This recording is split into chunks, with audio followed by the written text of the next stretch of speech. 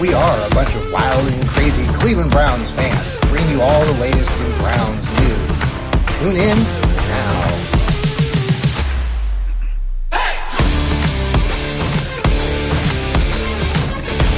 Hey, it's Thursday night. It's the Fanatical Elfz, and we are a bunch of wild and crazy Browns fans, and we are hyped for this Browns-Dallas Cowboys game.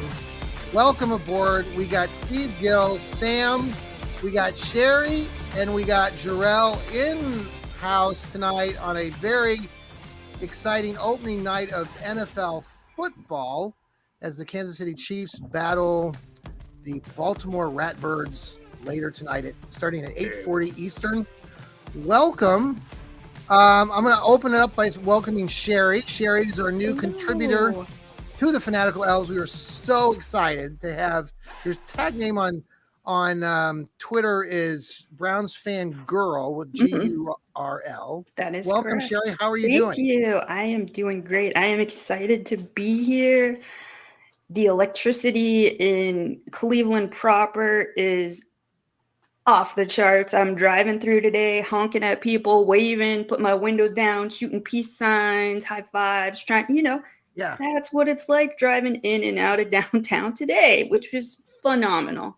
that's awesome to hear. I think we're all getting a little bit hyped. I know there was some article some guy wrote locally about how the hype isn't really that great right now this week, and I'm like, wait a sec, just pause. It's Thursday. We're building it up to Sunday, but we're going to come back. Sherry, I want you to share a story. I got something to share to the whole group. We are the Fanatical Elfz Network. We're part of Fans First Sports Network. Thanks for following us here on YouTube, Facebook, the X.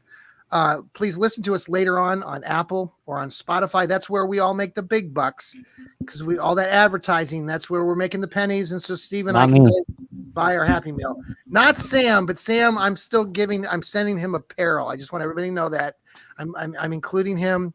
I try to buy him nice stuff. I'm not as rich. I get gear. Hey, What now? I get gear. You guys get You get McDonald's hamburgers. I'm winning, honestly. Sam, how are you doing tonight? You're in Dallas. Yes, it was 76 yesterday, September 5th. wow. Last year it was 102 last year. So I mean, it's been raining for the past 3 days, I believe. So summer's ending, but we didn't.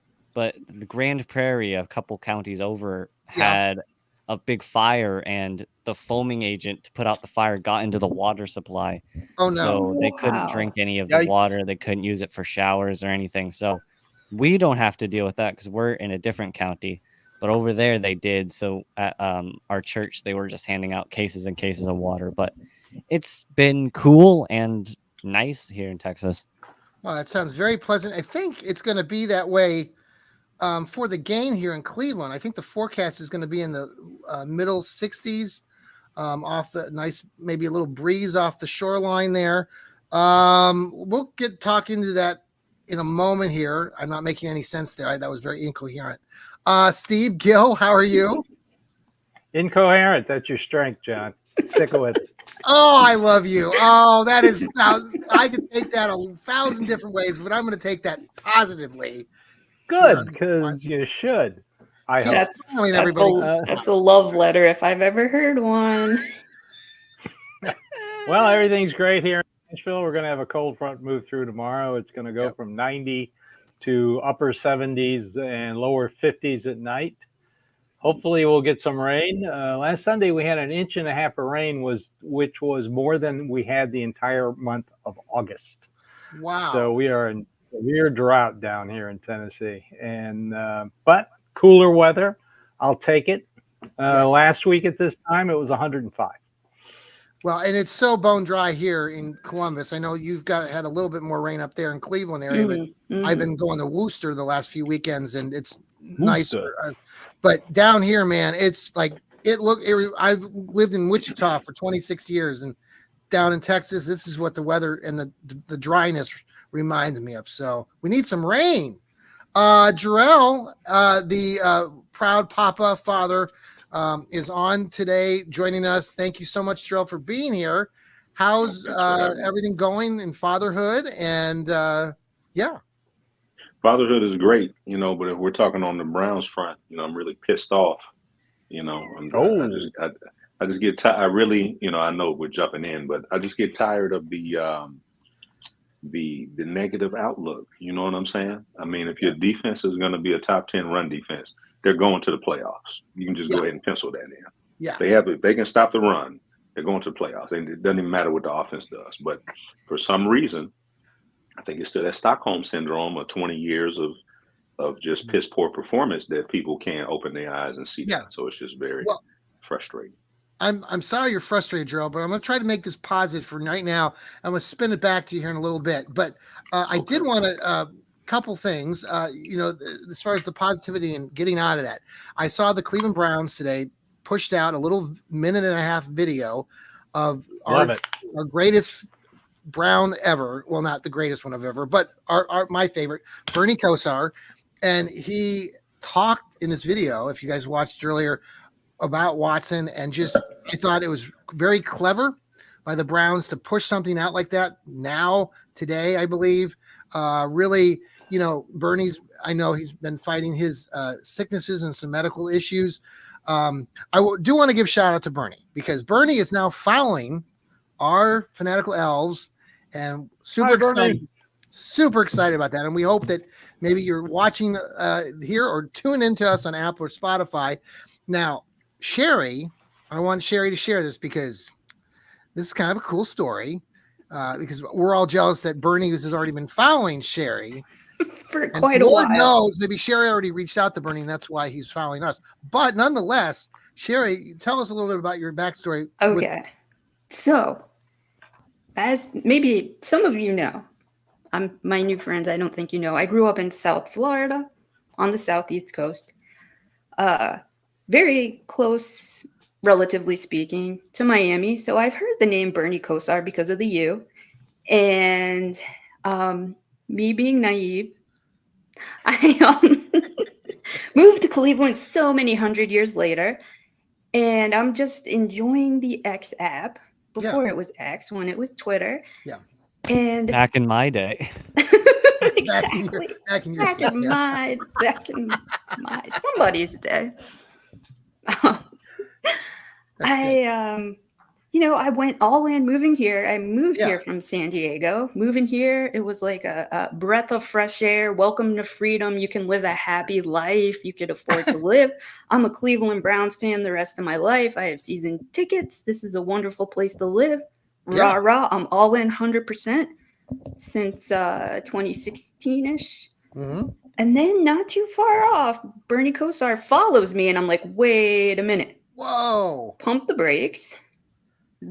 Is this the, as you say in Ohio, is this the Bernie Kosar? And surprisingly so, me being a crack research scientist type, did some Googling, and yes, it was the Bernie Kosar following me. So I felt extremely blessed and privileged of all people to follow this silly human being from many of us can talk about, and my, childhood, and Steve, you're a little bit older than I am, but Jarrell, yes, I am just a little bit. But I have a photo of Bernie right here. I'm looking at. I have a picture in my Browns fandom area here, and number 19 was just such a hero to so many of us growing up in that 80s period, going into the 90s, and he did so much for this Browns team, and so much excitement, so many playoff games, and local guys. So we're just real excited to have it. And Sherry, it's so exciting to have you with us, and that and thanks for putting in a good word to Bernie, so that he's following us now. I'm gonna be all up in his DMs, as the kids say. Yeah, tell him to follow us. I want, Johnny Cleveland needs a follow. Steve Gill needs a follow. Sam needs a follow. Jarrell JF needs a follow from the great Bernie Kosar. Sherry, did you know Jarrell's father played for the Brownies? Did you know that? The backstory on Jarrell's dad? No. Jarrell, why don't you share that just for a second? Because I know that we might have some new people watching or listening. Oh yeah, he played in the early '80s, so like '80 to '83 or '84. So he was Mhm. on the team with Brian Sipe and Bill Coward and Oh, that's Sanford super cool. Dixon, Ozzie Newsome. Yeah, so I think they were division champs one of them years. So He That did some is great so things. cool. What was your dad's first name again? I can Google it. Judson, Judson, Judson. Yeah, really good stuff there. All right, let's dive into this big game. Lots of things going on, building up to this game. We're going to have some pregame shows on Sunday. I think Steve Gill and some other folks might be helping with that.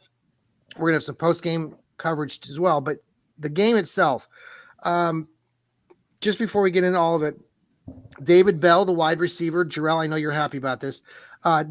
David Bell. Oh well, not happy, but No. I don't dislike the move. So David Bell was released, and we all kind of like, oh, odd timing. I know he got injured a little bit in that first game of preseason. I've always loved the kid. I know, but he didn't really get involved very much in the offense, and we were going into year 3. So just wanted your takes on that. Jarrell, why don't we go with you first? And you're hoping that maybe somebody else comes back then? Well, the only reason I was saying in the group chat that I would go with Woods over him is that I feel like Woods is going to give you a little more in the red zone. You know what I'm saying? Being able to high point the ball. I don't know who's faster, but I do think in this wide receiver room you need a little more sizzle. You know what I'm saying? And yeah, he's probably more of a Swiss Army knife where he can catch in traffic, but I think you already got guys like that.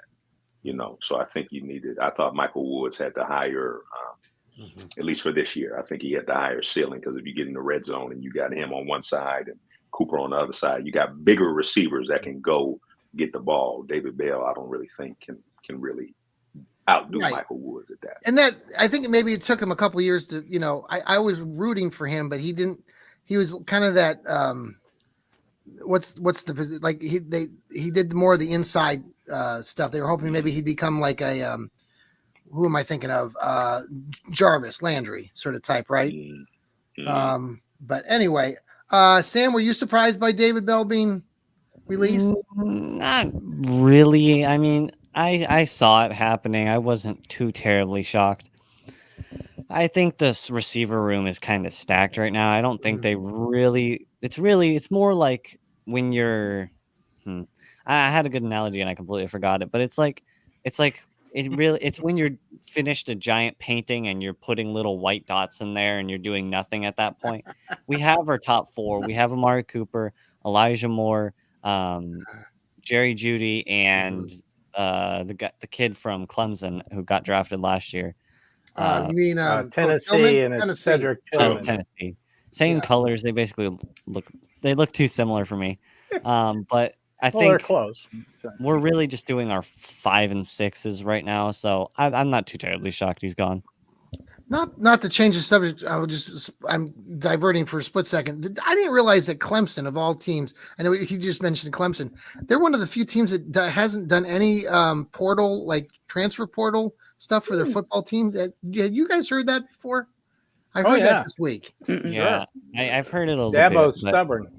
That's interesting. Of all the programs that you'd think they haven't been the same since Ohio State beat them in the playoffs, trounced them in the playoffs. They haven't been the same since. Dabo still can't get over it. He still has nightmares. He seems the type. What do you guys think about Steve? What do you think about the whole David Bell? Odd timing, but then again, I didn't really expect him to be active this week if he was on the roster. He just came to back to practice the other day, so I don't know what they're doing. I trust Andrew Berry and his roster manipulations. They might call up either Prochet or Darden for return duty because they really don't have a returner on the roster right now. Who knows? Maybe a tackle. I don't know.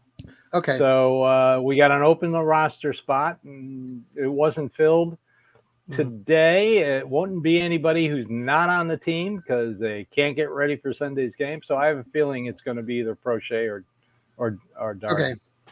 Sherry, do you agree? Like, were you surprised by David Bell? I mean, I was a little surprised just because. I spent most of the day in the dentist chair. So, like, when I did finally get to look at my phone, I'm like, am I reading this right? Or is this like Novocaine that leaked somewhere else?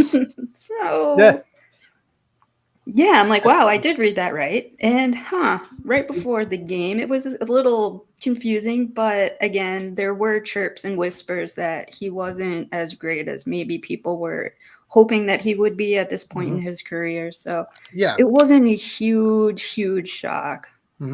Okay. Well, let's talk about the offensive line first. Jedrick Wills, the offensive line, Jack Conklin.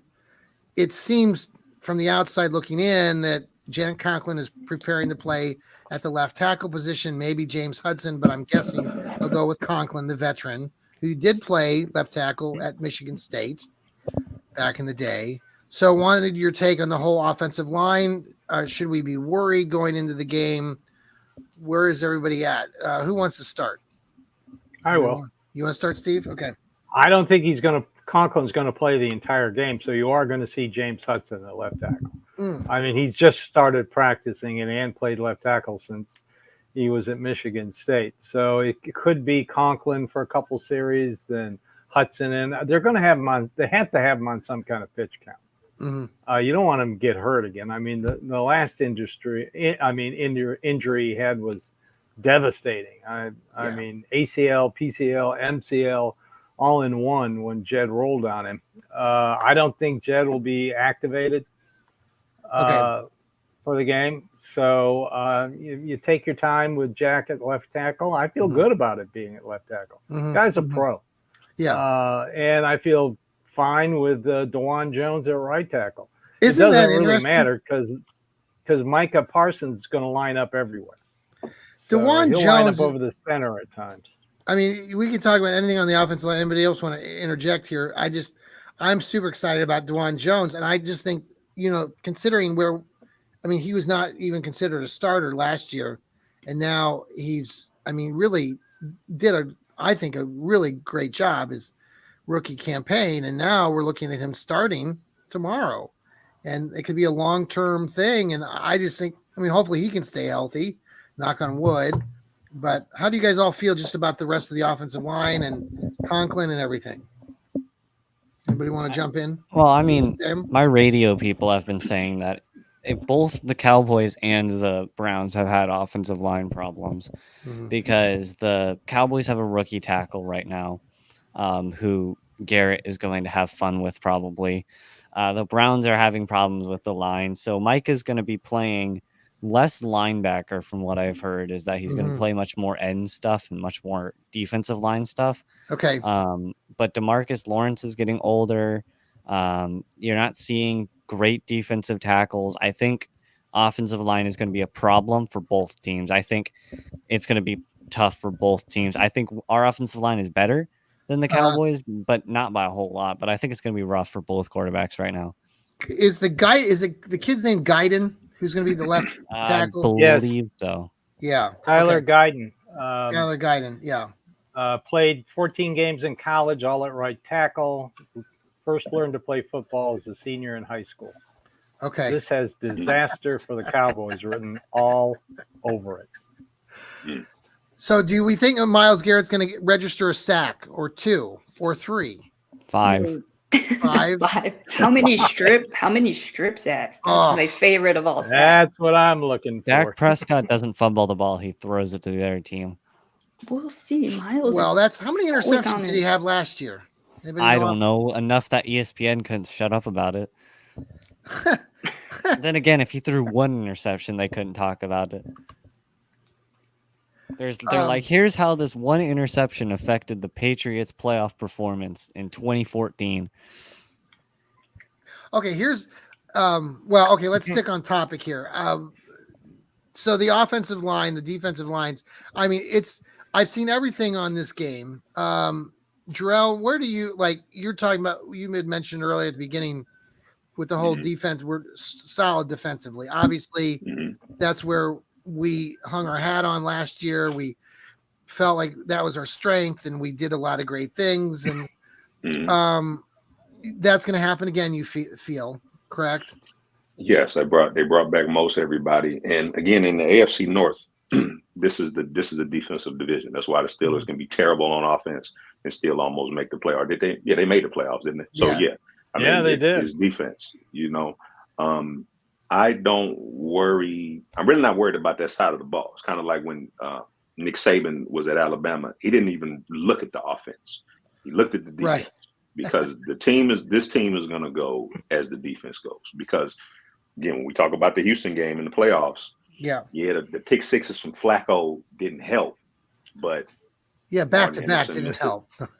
Martin Emerson missed a tackle on the sidelines. That was a big play that got given up. So yes, that's true. Again, I think that the defense had enough stumbles where Schwartz can point out, y'all didn't play perfect last year. Mm-hmm. You fell out of the top there. I think they ended up being 10 for the season. So you stumbled as the season went on, and this is where you stumbled. This is how you stumbled. I think they made enough mistakes that Schwartz can say, okay, this is what we got to fine tune, because it's going to come up at some point, especially with the schedule that they have. So I don't worry about the defense. Okay. They also have a rookie center, by the way. So they only have 3 people on the offensive line right now who are actually veterans. Is that Cooper Beebe? Yeah, Cooper Beebe. State? He's a good player. Cooper Beebe, he's a great player. Yeah, he won the starting job pretty easily. Kansas State, where he only played tackle and guard. Interesting. Yeah. Can you tell I've got my? I don't know if I told you this story a year ago. Well, here's Steve. A little side note here. I had his father, Cooper Beebe's father, a year ago. He tried coming out in the draft. I don't think he was drafted or something along those lines where he played another year at K-State.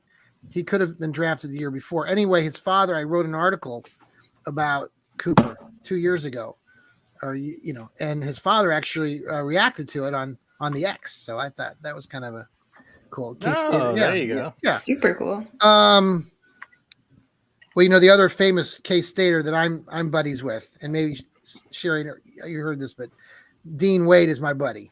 The Cavalier, Dean Wade. Yeah. Yeah. His coach from middle school and high school, his assistant coach in high school. They're all good friends with Dean. And then I've stayed in contact with his coach, Kurt, for many years now. 2 years ago, I got to go up there to the Cavs game. Oh, wow. And the game, do you remember the game when the Cavs had a big game and then the Bengals played? It was on Halloween night. You guys remember that? It was 2 years ago when the Browns. Was that when they were home? Yes. The Halloween. Yeah. And they beat the that was a lot of fun. Yeah, they beat the crap out of Joe Burrow, right? Yes. Yeah. That was a fun game. Always. Hey, and everybody was dressed up too, of course. Before we go to a break, I wanted to ask you guys a quick question. Well, let's go to the break first, and then we'll talk about our new sponsor. And we don't have anything we're giving away free tonight, but this is the Fanatical Elfz. This is part of Fans First Sports Network. We are part of Apple, Spotify, all those things. So we'll be right back after these commercial breaks.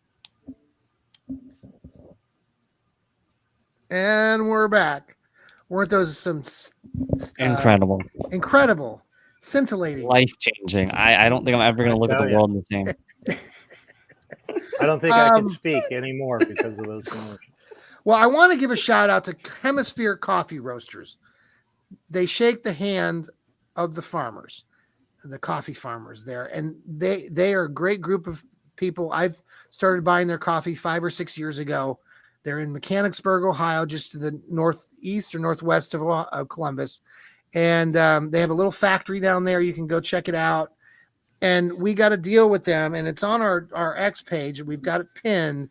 So if you want some of this fantastic coffee, you'd be helping us, Fanatical Elfz, out a lot, because we get 15% back. If you use the link that we have on our X page, you click on it, use it, buy some coffee. They have some great deals. You can get 3 bags of 5-pound bags of coffee, and you get free shipping. 3 bags or a 5-pound bag. Yeah, and it's free shipping. You can also get a discount. I think it's a 5% or 10% if you subscribe. My wife and I have been subscribed to them for several years now. Andy is one of the guys that helps run Hemisphere. They if you go there, they'll give you a little tour of the facility. And Andy will, he sends us coffee. I got an extra bag the other day, so gave that away to one of our listeners. Rising Buckeye, I think is his name. He hasn't reached back out to us, so we may still have that coffee and might try to give it away to somebody else. So I'm going to give him another day. So, so thank you, Hemisphere Coffee Roasters. Go buy their coffee. What else was I going to say? I ran out of what I was going to say. I have no idea. I don't either. All right. I know we don't give predictions on this show. Well, some of us don't want to. Well, we can talk a little bit about the game. I mean, we talked about go ahead, tackle Steve. and I agree with Jarrell. If the Browns stop the run, they're going to win. More importantly, if they can run, which they can on Dallas, because Dallas isn't that good against the run, I think they can also win as well. Are we worried about the run from the Cowboys?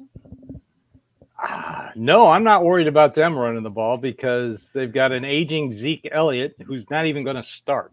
They're going to start. What's this guy's name? Rico Dowdle. Oh, Rico Dowdle. Yeah. Rico Suave. Yeah. He had 360 Dowdle. D-O-W. Dowdle. Yeah. He had 364 yards last year, which for his career he's got 394. So that shows you how experienced he is. And like Sam was saying, rookie left tackle, rookie center, and their right tackle, what's his name? Terrence Steele. He's pretty good though. 8 sacks, 52 pressures last year. No, he's not very good. Of these two teams, Dallas and Cleveland, you're looking at probably the two teams with the best guard combos in the NFL. Cowboys in the NFC, Browns in the AFC. So if they can, and here's the problem though, you can't really pressure Dak. Dak plays well under pressure. He plays well when he's blitzed, and he's one of the best passers, 20 plus yards. I think like 1,024 yards, 10 TDs, QBR of 128. So, but the good news is long pass plays take time. So you got to get in there. They're still going to pressure him. He really doesn't have that. He only has 3 legit weapons: CD Lamb, Brendan Cooks, the number 2, and his tight end Ferguson. I mean, that's about it. So yes, I don't know. I was wrong, Steve. It's Tyler Smith. Tyler Smith is the good player, not Terrence Steele. I was incorrect. You're right. So when you read, Sam, you're down there in Dallas, but I've been reading. Any of us can get on there and read about some of what the Dallas Cowboys media is saying about this game. I mean, they suspect that the Cowboys defense, and you hear that from the national media, like the Cowboys defense. Colin Cowherd today, he's still so negative about everything when it comes to Cleveland. He was talking first about Deshaun and how he didn't think that he's elite, but then he was talking about how he called Cleveland a desperate franchise again. He reminded us that he thinks that it's desperate, but then he also was just talking about how he knows what he's going to get with the Cowboys every year. He knows he's going to get a solid defense. And I'm like, what about the Browns defense? Like Jarrell was saying, I mean, we were one of the best defenses in the country. So you think the defense is going to, like, I don't know, like it's going to be, I mean, both sides are going to have their moments probably in this game, right? Yeah. The Cowboys, just some fun little stats. The Cowboys, I think in the past 10, they're 6-1, I believe, in their opener against the Giants, and they're 0-7 in all other openers against anyone other than the Giants. Yeah. So they're 6-8 in the past 14 openers, from what I heard on my radio. Wow. Yeah, they're 12-14 since 2000 or since 1998. We're 3-21, though we have won 2 of the last 3 with Stefanski. Yeah. But I think the Cowboys have a great defense. The Browns have a great defense. I think personally, the Cowboys, they have a new defensive coordinator who isn't a bad defensive coordinator. He still is new. The Browns offense is not, I guess I would say it's lacking a little bit because we are missing Nick Chubb. We don't know exactly what Deshaun Watson is going to look like. We don't know what our offensive line is going to perform. So we're kind of, I guess, speculative at what exactly is going to happen. But I think it's going to be a much more defensive focused battle than it is going to be offensive. And usually, I mean, teams get off to slow starts. I was trying to recall last year we played the Bungles and we won 24-3. The Bungles couldn't do anything. It was a dreary day. It was kind of misty and rainy. It sounds like the weather will be a little bit better, though. It's supposed to be cooler. Sure. Sherry, what do you think? I have this. Yeah. I'll go ahead, Sherry. Oh no. I think it's going to be one heck of a slugfest, and I'm chomping at the bit to be there and watch it happen in real time. Again, I am so excited about DeJuan Jones being placed where he's placed. To me, that's huge. And I am getting goosebumps thinking about it. I think he's just going to be a monster on the right side, and I can't wait. I'm here for it. You find yourself, like when I'm at the games too, like I've specifically just watched him. Yeah, because he almost looks like, I mean, as high up as you are, I mean, he almost looks like regular size because he's so massive. Yes. He looks like CGI, really. Seeing him at training camp, he doesn't look human. He looks superhuman. Not to throw back the history lesson here, but Steve, maybe you know this. The Cowboys and the Browns did play an opening week 1 game. I think it was 2004 or maybe 2008 or 2007. Do you remember? But they lost. I remember I went back and I was looking at that. Yeah, I think they got drubbed, didn't they? I think so. Yeah. But, the good news is with Stefanski and Jarrell, I don't know what you want to share here, but, they have won 2 of their last 3 week 1 games. This game is going to be nationally televised throughout the country. Tom Brady is doing the presentation, the announcing for Fox. The world is going to stand still. Cleveland fans will be frozen in their, tracks watching this game for 3 hours. Sweat, anxiety will be at, high rate. What are you like? Are you just how do you I guess my next question to everybody is like, how do you think this is going to go? Because I've been wishy-washy, like the point scale right now is the over under is like 41. And a lot of people are predicting kind of a lower scoring game. Yeah. Because we're talking about with the defense, but Jarrell, where do you think that is? You agree? So I got the stats here, and I believe this was the Cowboys who they placed, the teams where they were overall defensive ranking. And, obviously that's the last season. But the Giants were 26. They beat them twice. Yeah. The Jets were 12. They beat them. They beat the Cardinals. They lost to the Cardinals, who were 31st in defense. They beat the Patriots, who were 15th. They lost to the 49ers. They beat the Chargers. They were 24th. They beat the Rams. They were 19th. They beat the Panthers. They were 29th. They beat the Commanders twice. That was 32nd. I'm not going to go through the whole list, but what I'm getting at is when they played top 10 defenses, they usually struggled or they lost. They lost to the Bills. They were ranked 4th. So to steal Broussard's, what he says on First Things First, they played tomato cans.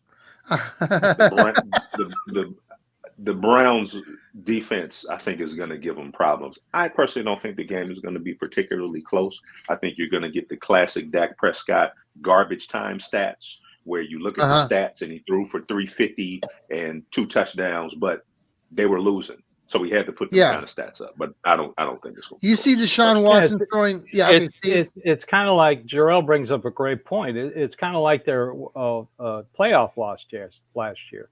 Green Bay was up something like 48-14, and they ended up winning 48-32. I mean, Prescott was getting all that garbage time statistics. So yeah, the Packers were 10th in defense for the record. So exactly. Okay. Just some other random, like I saw the over under on some of this betting sites. Will Deshaun Watson throw for more than 1.5 touchdowns, or will he throw like 2 touchdowns or more? How many of you think that he's going to throw 2 touchdowns in the game on Sunday? Anybody? I think you can pencil Amari Cooper in for at least one. One. I think they're gonna try to get him. Well, let me put it to you this way, John. This secondary for the Cowboys is not the greatest thing in the world. They're missing Deron Bland.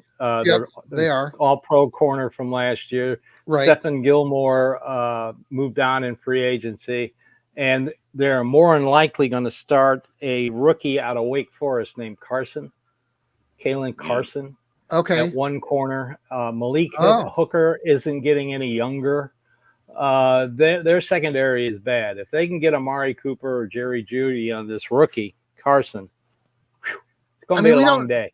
I would love to see, like, obviously as Browns fans, I mean, we'd love to see a blowout. I mean, I'd love to see, like, Deshaun Watson light it up. First pass. You know what I always remember, and I know this is a different player, but Baker Mayfield, bless his heart. Who? I know he does. I know. Okay, I know. But I don't know if you remember the Sherry, but if you had season tickets then. But there was a game not too long ago, probably the 2020 season, where Baker at the beginning, I think it was against San Diego or the Chargers. There's a play. He opened the game up with a long pass play. Do you guys remember that game? It's the very beginning of the game. I can't remember which game it was, but it was the one year where they went to the playoffs. And it was so exciting. And Cleveland fans, getting him in 2018 and then all these things. I would just love to see in this game, Deshaun just, go back, launch it, hit Amari somehow on a hitch or I don't know, just something that would just create such a euphoria. We don't have Nick Chubb, but wouldn't that be kind of cool? I mean, I don't know. And then we'd win 41 to, 27 or something. We'd get a big lead and I don't know. I'm super excited. I don't care how they win, because even Mahomes didn't even look spectacular last season. Really, I think if Deshaun Watson goes out there and doesn't throw any touchdowns, if the defense dominates, that's what you should be looking at. Because I think it might take him. It might take him a few games. Sure. To get his rhythm. I don't want to hear them saying that he's rusty, though. Let's get rid of the word rust. That's true. Because that's part of the. This defense, I think, gives him the luxury of, all right, you can start slow. Yeah, defense should be telling them, hey, we got you. It's so frustrating. They were showing some Patrick Mahomes highlights as this next game starts right now. But they were reviewing, and then you probably saw this earlier, Jarrell, if you were watching Broussard and those guys, when they were talking about Mahomes' stats, and the one guy was going back all the way and showing how he was 5-0 before last year. And they used the Cleveland game when they came back and beat Cleveland. And I know Mahomes had a decent game there, but I was there. Mahomes was decent, but the Browns blew that game. They had that game in the bag until there were some mistakes made. Chubb fumbled, and there was a playoff game. The game one. They were going back and looking at Patrick Mahomes week one stats. And they used the Cleveland game and saying how he was great in that game. They won 41-39 or something, or 41 something. Anyway, it was 31-29 or something. But Cleveland in that game really, really controlled that game. Just lost it late, but. It's just how we look at stats. Yeah. Any final thoughts tonight? I know, Steve, you want to start off anything, I know we're not going to give out predictions. You're not going to give out predictions. 1-0. That's my prediction. Are they going to win? Are they going to win the game? Are they going to win the game? I just said 1-0. John, are you not listening? No, I heard you. Hello. Is this thing on? Hello. Hey, hello, Johnny Cleveland. You there? Basically, I hear Deshaun Watson's looked fantastic this week. They're very excited about it. Obviously, they are. That's why they put out the hype video. The Cowboys lost so much in free agency. They lost like 25-30% of their sack production to free agency. DeMarcus Lawrence isn't getting any younger. They got two good linebackers, but neither of them are great in coverage. So David Njoku should have a big game. The way the offense is going to work, it's going to be long handoffs, a lot of yards after the catch, which would be nice. The only thing that scares me is turnovers. Dallas has been plus 10 in the turnover ratio the last 3 years. And of course, the Browns finished minus 9 last year. See, now you're getting me nervous. You're getting me nervous. If they can run the ball on them, stop the run. You know how I hate those little running backs that all these teams have, John. Yeah. And if they can win the turnover margin, then I don't see why they can't win. That was such a big deal, right? You guys remember, like back in 2020, I'm going back to the playoff that season, how we dominated with turnovers, that turnover ratio. Last year was a little bit better than the year before, but that is an area that we really need to make sure. And they got to improve their red zone defense. Worst in the league last year, staggering 72.4% of the time the opponent scored. That's got to stop. Nobody took Schwartz out back and gave him a smack and said, "Hey, get it together. Get it together." I think Mr. Schwartz this week has given him a smack. Okay. The way his interview went today, I listened to it. Oh, good. I'm pretty confident Jim Schwartz. Oh, yeah, he was Jim Schwartz. Good. I love it. Sherry, what are your final thoughts? I know you're super excited. I am super excited. I can't go into too much detail because tomorrow we're having a pep rally. Lou, myself, and our guest, Posh Clevelander, on the X. Yes, we're very excited. So we're going to win. It's not going to be... I'm going to do like what Steve said. We're going to be 1-0. I'm not going to give any more numbers than that. Okay. And what I am interested and curious about is what's going to go through Amari Cooper's head seeing his previous team playing in his, current team's facility. I mean, that has to be a little bit of some sort of psychological aspect to how he's going to play versus because he knows that offense. Yes. Yeah. And so that always, when somebody who's been on, the opposing team for so long gets moved on to a different team and their team comes to town, I always am curious how that affects them. So sure. Yeah. Well, I hope it doesn't affect him too badly. No. And I hope it affects him positively where he's going to have another historical game like he did last year. What was that game? He had 200 and some yards in the game. 265 yards against Houston. Jeez. So hopefully he has the show him upmanship that'll come to town on Sunday. 270 and 5 touchdowns. Yeah, that'd be great. Perfect. Jarrell, final thoughts for you tonight. Final takes. I pretty much second what everybody said. I think, like I said, I don't think the game's going to be particularly close. I think the defense pretty much, gives the offense short fields, and it's a layup, for the Browns. I actually think, it's a good if the secondary isn't as good as like Steve is saying, it's a good game for Deshaun Watson. Yeah. You don't want to start going against the top 5 secondary. So if they're a bottom half secondary, then I think that makes me feel even much better. Yeah. So you have a score prediction? You want to give a score prediction? I'm not good at that, but I'm going to say I was going to say 35, but I'm not going to say that. I'm going to say 20, just like week 1 last year. I'm going to say 24-10. Okay. I'm going to say 24-10. I like it. Samuel? Yes. Final thoughts. I've heard 17-14 from a few of the guests they've had on the radio. I've heard 17-14. I've heard 21-18. Now, of course, the Cowboys guys are biased a little bit. I haven't heard a single person pick the Browns yet. That's normal. Yeah. I picked the Browns winning. I bet a bunch of other Cowboys people are picking the Cowboys, and I'm picking the Browns. I'm excited. I'm glad football is finally back, but I really we just need to be wary of their cornerbacks because they have good cornerbacks. Trayvon Diggs and the guy who broke the record for most pick sixes in a year. I can never remember his name for some reason. He's the one that's hurt. Deron Bland. Oh, yeah. Mm-hmm. Yeah, Deron Bland, yeah. He's hurt, but we still people still need to worry about that secondary. I think I think we're going to win. I think it's going to be 21-18 if I had to do a score prediction. Sure. I think it's going to be a slow game. I think it's going to be reminiscent of kind of just AFC North play where everyone just kind of beats each other up. But I think it's going to be a good game, though. I think I'm going to enjoy it. Well, I'm going to go 23-17 Brownies.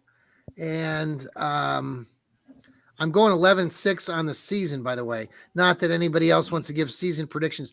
Anybody else want to give a season prediction? 11-6. That's I've already given mine. I know. A million times. I already bet money that they're winning the division. I already put the money on that. Nice. There you go. Nice. I like that. Very confident. We have a confident group here. Well, it's been a grand real quick. You. Yeah. One of the people listening has a couple questions. Drew in Brick City, Dalvin Cook. No, he's not on. He would have to have been activated today to he's not make playing the game. And does Zimmer give Stefanski a challenge? Stefanski worked for Zimmer in Minnesota. They are quite knowledgeable of each other. So yeah, it's going to be a fun little matchup. Zimmer is good. Zimmer is a very good defensive coordinator, but this is his first year. There's a lot of players who is so sometimes. I think it's going to be fun. But it's going to be a fun little battle between the two. Yes. I'm just realizing all these comments. Thank you, all of you who have been watching. Yeah, a lot of comments. Ignorant here. Just, just hey, Posh. In my own world here. Well, we're super excited. Everyone's tuning in. Please spread the love, spread the word. We are the Fanatical Elfz Network. We got Steve, we got Sam, we got Sherry, we got Jarrell in house tonight. Listen to their shows. Steve has his Dog Pound South show on Sundays usually. Mondays. We're going to go to Mondays now. Yeah. Steve's going to be helping out. Season. You're going to be helping out with the pregame. I think anybody else here want to help on that pregame show, that would be fantastic. I know myself, I think probably Sherry, I think Lou, we're going to be at the game. Some of us will try to participate in the post-game show after the game. I will be traveling back, but we'll be on my phone. But yeah, and then Sam's got his Browns breakdowns. Jarrell's got his dog radio programming. Sherry is going to be bringing a new show, and I'll let her introduce all of that, her new title and all that coming up. I think he's going to try to do her first show coming up next week on Wednesday. I am. Yes. It's going to be Breezy Browns talk. It's more so I'm not going to say anything negative about it. It's going to be more so human interest because I am curious about everybody's fandom and how it started. So it's going to be more so oriented on people's origin stories, which I find extremely fascinating, and have a descriptive show and tell segment of a component of that goes hand in hand. We should have you. I should set you up with the folks in Wichita, Kansas, the Browns backers. I used to be the Browns president there, and a great group of people there. But it would be fun for you to maybe interview some of those folks there, or talk to their leader, Josh. Because Josh is not born or raised in Cleveland, but he became a Browns fan, and he could tell his own story, but a lot of fun there. So yeah, everybody's stories are incredible to me, especially people from other countries. I mean, you see the backers from Australia and the UK and Germany. To me, that's fascinating. So I heard a story this week. I was at a bank, and one of the ladies went traveling. She was in Scotland, and it was a couple of years ago was it Manchester's United soccer team? Did the Haslams used to own that team? Really? Did they? I'm asking. Oh, I don't know about that. No. Well, anyhow, she said she's at the game, and people started barking like the Browns bark. Here we go, and they were going woof woof. And she says she's in Scotland. She says she couldn't believe it. That's awesome. That is so great. Pretty cool. Browns fans are terrific. We love you guys. Thanks for following our network. Please, like I said, spread the love. We'll be on air. We have all these great people who bring great content, great writing. So tune into us, and we really, really appreciate you guys. Have a great night. Go Browns. talk to you soon. Go Browns. Browns. Go Here we Browns. go. Look for my preview article tomorrow, this weekend, Fans First Sports Network. Yeah, I got Go mine coming out. Brownies. Oh, you got Saturday. yours? My preview. Okay. Samuel's got his coming up. Should we play the classical music for you, Jarrell? We'll do that. No, Do it. okay. We'll exit with the pregame music. Yeah, that'll be a good precursor to this week 1 win. So we'll That's take right. Yeah. Here we I go. like it. Sure. There you go. Steve's all into the classical music here. Give me a little champagne.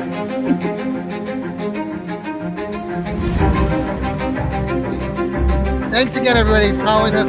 We'll talk to you soon. Go Brownies. Woof, woof, woof. Go Browns. Go Browns.